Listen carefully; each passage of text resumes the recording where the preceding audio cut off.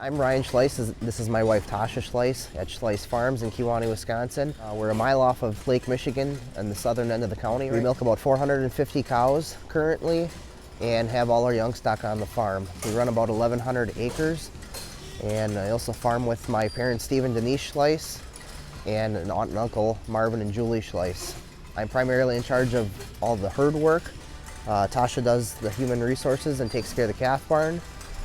My Uncle Marvin takes care of all the heifers, and Steve takes care of the feeding of the animals and also the field work. And then we all basically split duties when the summer months roll around as far as field work goes.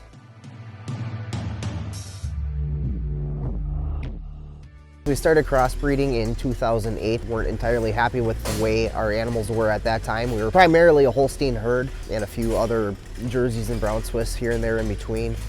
We were looking for basically longevity out of the animals and a little better body condition, and Fleckvieh was one of the breeds that really seemed to bring that out. Fleckvieh kind of came to mind because I had studied them in Europe in 2006. I studied the economic breed of Fleckvieh cattle in Europe as far as milk quality, quantity, and prices received, and how that equated out to the farmers there. One of the companies I worked with, we had them come up here and walk our cattle. That's kind of how we got started. So currently we have about 80% of the milking herd is Fleckvieh, slightly higher once you get back into the young stock. We're getting our 5th generation animals on the ground right now. Would have hoped to have been a little bit higher, but we had a fire about a year and a half, 2 years ago. We lost a huge chunk of calves that were that 5th generation, so we're kind of rebuilding back into that right now.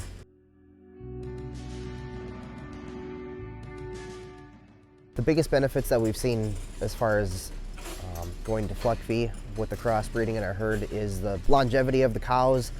Feet and legs have been a huge improvement. Repro has been a huge improvement. We're seeing repro rates with our cows similar to what we were seeing on our heifers previously. And as far as vet work with our animals, our vet basically comes out once every other week for preg checks.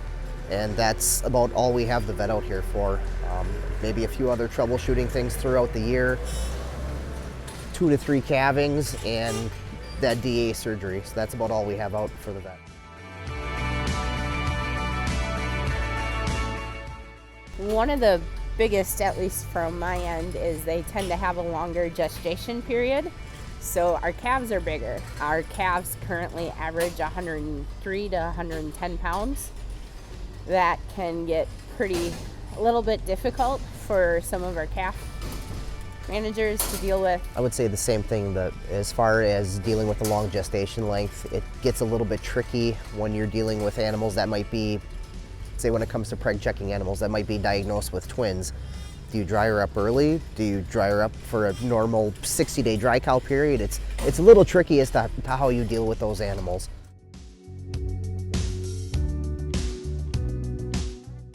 This is not a common breed in North America, but if you actually look at the numbers of the breed throughout the world, it's actually, as far as population-wise goes, it's the number 2 breed in the world. So there's animals out there, there is research. You might not find a lot of it in this country, but if you look around, you'll find some information on other breeds that might not be so common. Going back to my degree in economics, it comes down to profitability and what you're going to do with it.